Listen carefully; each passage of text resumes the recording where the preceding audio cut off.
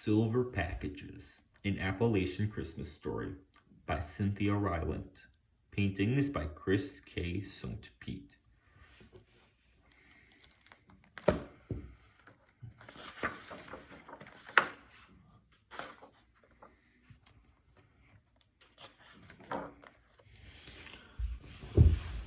A train comes through Appalachia every year at Christmas time.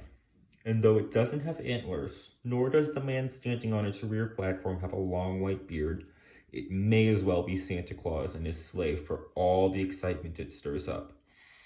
People call it the Christmas train, and it has been coming to them for years. Each new child born in the mountains learns to walk, talk, and wait for the Christmas train. It is everyone's delight.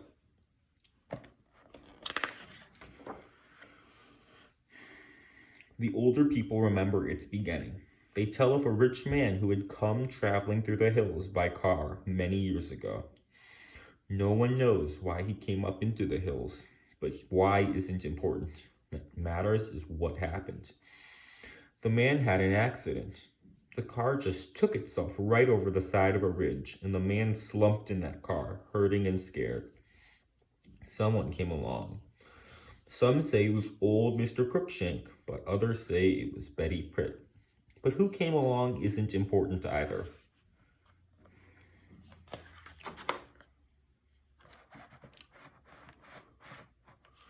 Whoever it was pulled that rich man out of his car and took him to a house in the hills where he was nursed and cared for until he could make it out on his own.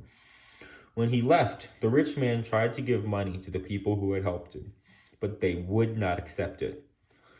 So that rich man left the mountains feeling he owed a great debt. And for the remaining years of his life, he has been repaying this debt from the caboose of a Christmas train he brings into the hills each December.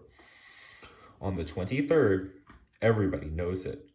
The train will slowly wind up and around the mountains, and on the platform of its caboose will stand the rich man in a blue wool coat. He will toss a sparkling silver package into the hands of each child who waits beside the tracks. And for some, it will be the only present they receive. So the train is awfully important. One year, a boy named Frankie stands beside those tracks and waits for the Christmas train. It is very cold, and a lot of snow has come down the night before.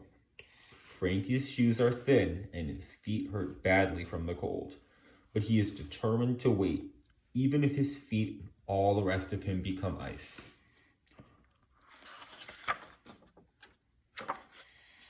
Now, this particular boy wants a particular present. Not just any present tossed from the back of that train, a particular present, a doctor kit. He's been waiting for it beside the tracks.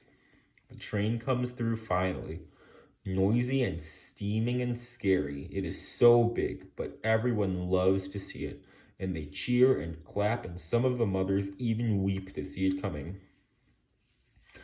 Frankie stands there at the tracks, praying for a doctor kit, till he sees the caboose slowly coming up. And when it is just past his nose, he shouts and waves and runs after the train, his icy feet aching. From the rear platform, the rich man in the wool coat sees him.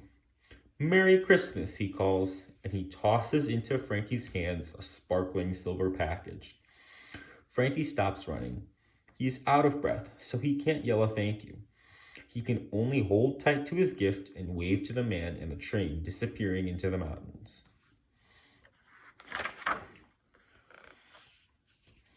Frankie carries his package home and puts his own name on it and sets it under the family Christmas tree. On Christmas morning, he opens it. It isn't a doctor kit. It's a cowboy holster set and 3 pairs of thick red socks. Frankie looks at his mother and father and brothers and sisters and tries not to cry.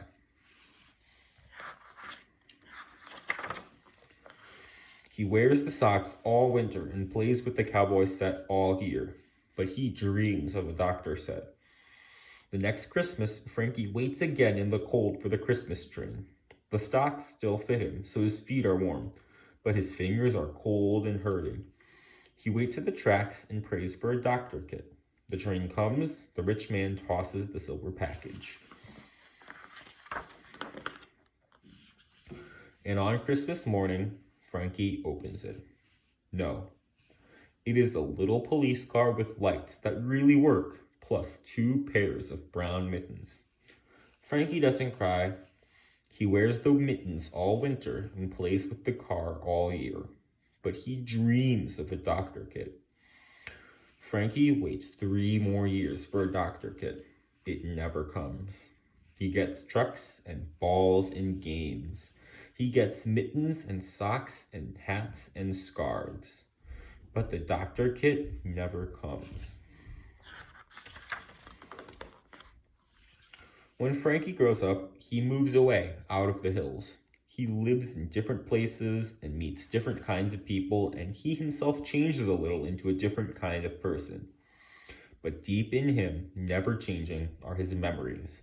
And what he remembers most about being a boy in the hills is that just when it seemed his feet would freeze like the snow, a man on a train had brought socks. Just when it seemed his fingers were hardening to ice, the man had brought mittens. Just when the cold wind was cutting sharp as a blade into his throat, the man had brought a scarf. And just when Frankie's ears were numb with red cold, the man had brought a hat. And Frankie remembers something about owing a debt. So, a grown man who has been gone a long time moves back into those same mountains to live. His brothers and sisters are still there, waiting for him.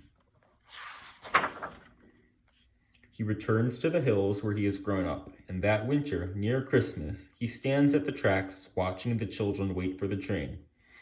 And it comes, as always. The grown man watches the steam engine move toward him, watches the caboose roll by him, and he nearly runs after that train, so strong are his memories. This grown man nearly runs after a silver package. But instead, he watches a little girl chase that caboose, watches a man in a wool coat toss her a sparkling silver package, watches the gift land near the little girl's feet, watches her running so fast that she trips on her silver package, watches her fall hard to the ground. The grown man does not run now. The grown man does run now, but not for a train. Not for a rich man in a wool coat. For a little girl. He picks her up. He wipes away her tears with the scarf from around his neck. He smiles at her. "It's okay, little one," he says easily. The train is disappearing into the trees. He had meant to wave to the rich man, but there wasn't time. He picks up the silver package and puts it into the little girl's arm. "You'll be all right," he tells her. "I'll make sure."